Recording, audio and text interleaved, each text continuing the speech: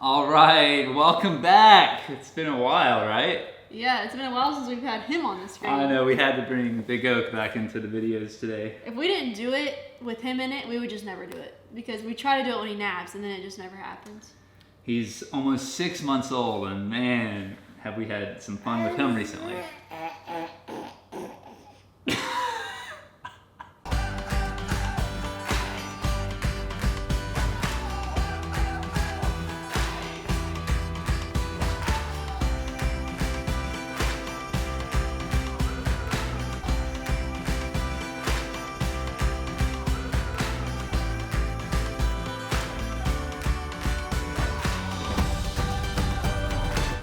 So I showed him how to do it, and now we're back. She didn't even show me.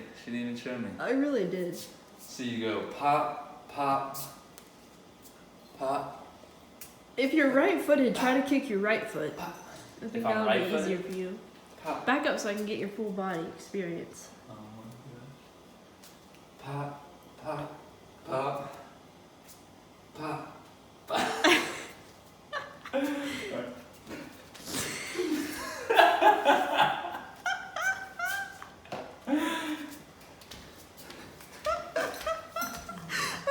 Joking, trying to be that horrible. Hurts my bunion.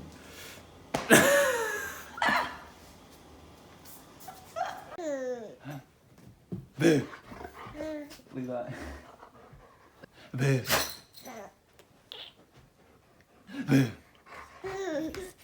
Levi. Get off of me, you horny maniac. With Mama Bear. I'm gonna bring him closer. Look at him go. He seems to enjoy it. Come here, Big Oak.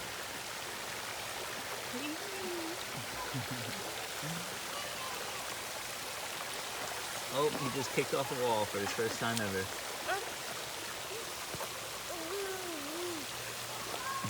So we've discovered that Oakland has a real addiction to the TV. So the TV is right there. I'll watch him. Oh, he's already doing it. He can't stop. Get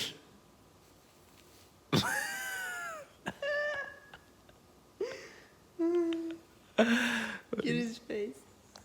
He can't stop looking at it. Dang, did you see Tyler and Ashley's new house? Their pool is super nice and big too.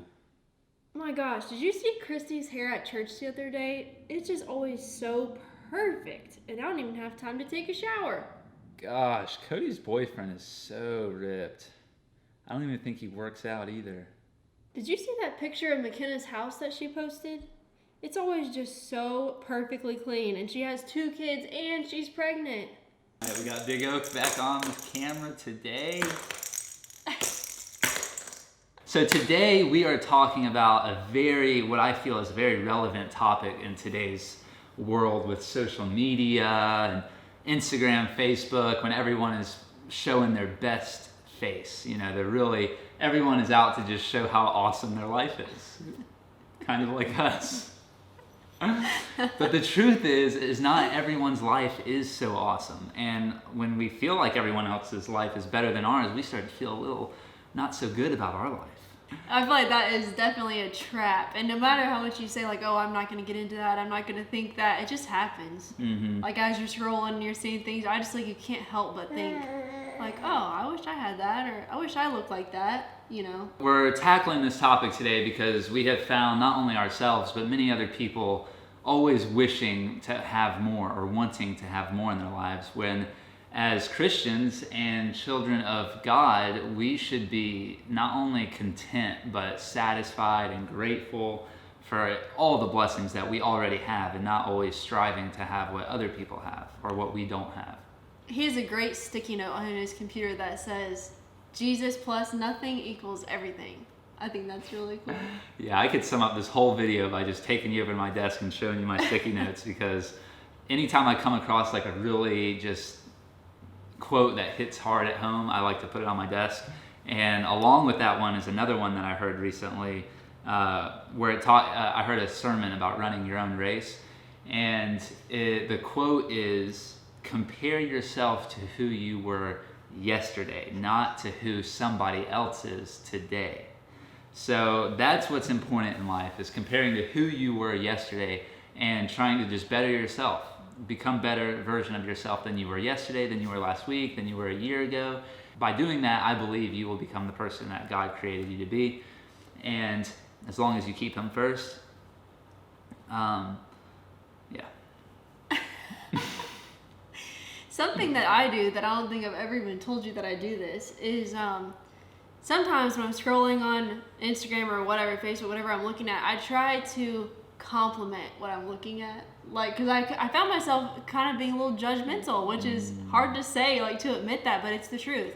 You know, like, why do they look like that? Why are they wearing that? Why are they acting like that? You know, things like that. But I started complimenting people like, oh, that's a cute outfit, or look how cute their baby is, or look what they're going to do. That looks so fun.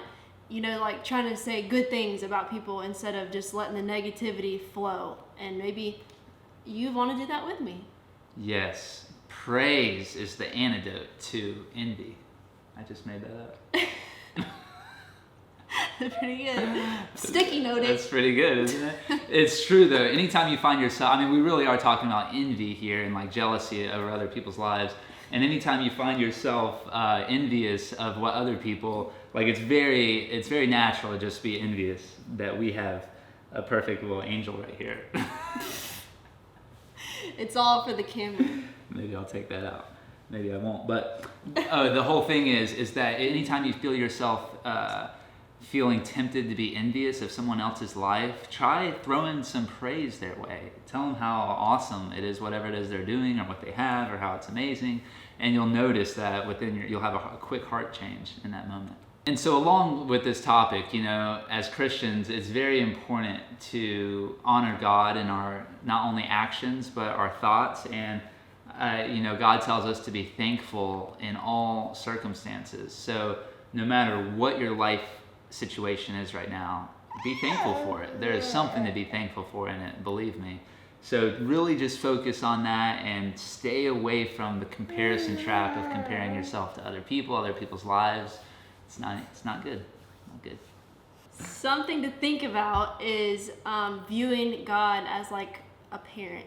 And if your parent is giving you a lot of good things and you're really grateful for them, maybe the parent might give you more good things. But then if you have all these good things and you're not grateful for them, maybe they'll be taken away. Yeah, I don't know if that's how God works or not. I feel like it might be biblical, but I know for like him, when he gets older, if he's just so thankful for what we give him, it's probably going to make me want to give him more things, more good things. And if he's not grateful, then I might be like, we'll see if we give you another little bunny. A way that we wanted to end this video was answering some of the questions we've gotten on other videos in the comments. So we wrote a few down and we're going to answer them. Do you want me to ask you one? Sure. Okay, so this question is from Maggie France. What do you do to put God at the center of your relationship? That's a good question. We ask that question when we film weddings. Yeah. I feel like there's a lot of things that we do, but really, I think it's prayer. Because I feel like anytime we have like a big decision in life or something that's like a big deal, that we always pray about it. And I feel like that is just putting God before ourselves.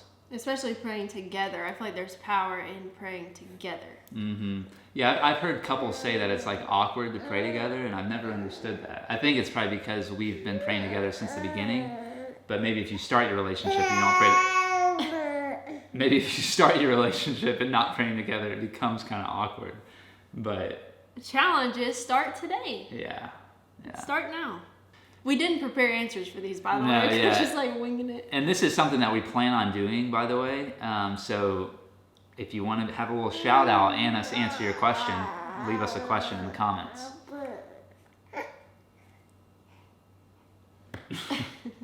All right, question 2 comes from Kevin B. What are your thoughts on gender roles in marriage? Well, I would say for us, our counselor told us to go ahead and assign tasks before you get married. So we kind of chose based on like what we're good at / what we enjoy. So like I do the cleaning. Oh my gosh. So I do the cleaning, laundry, a lot of cooking. He does like the yard work, the bills, things like that. I feel like if I were to try to do the bills, I would have no idea what I'm doing. Like that's what he's good at.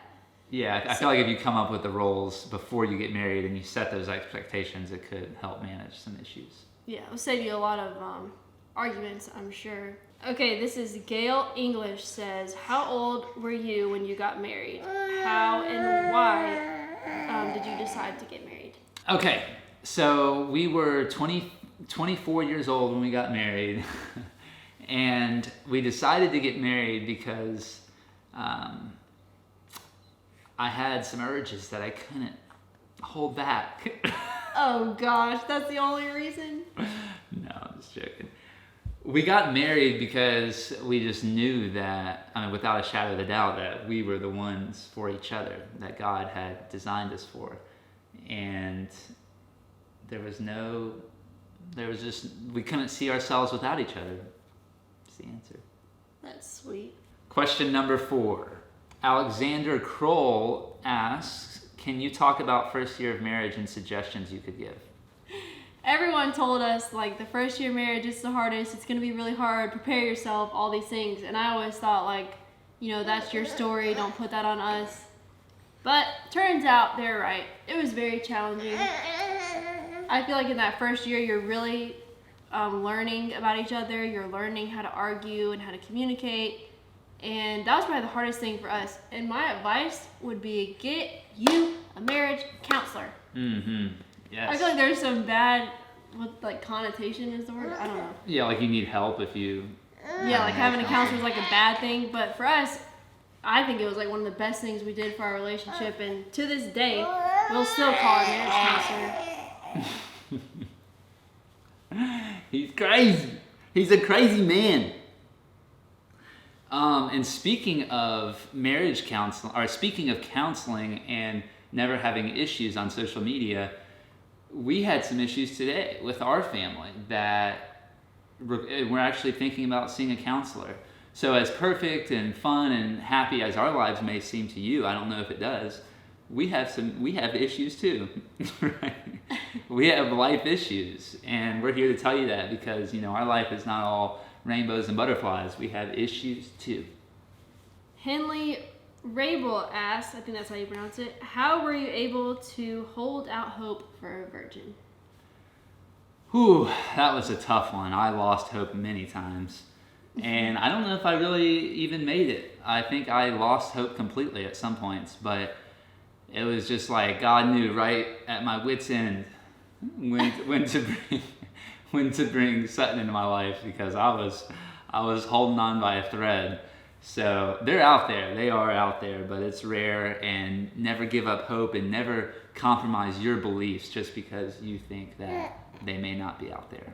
But anyway, that's a wrap for today's video. And our next video is going to be all Q&As because it seems like a lot of our viewers want to get to know us a little bit better. Which is really fun. Yes. And nice. Yes. So if you have questions, leave them in the comments below because on our next video, we are going to be answering them. It could be about anything, about faith, about our relationship, about Oakland, about Levi, whatever you want to know. Yes. He said when I said that. Yes. So we will be bringing that video pretty soon to the world. Until then, keep on screaming. Let's do the Oakland scream. Where you at? Where you at?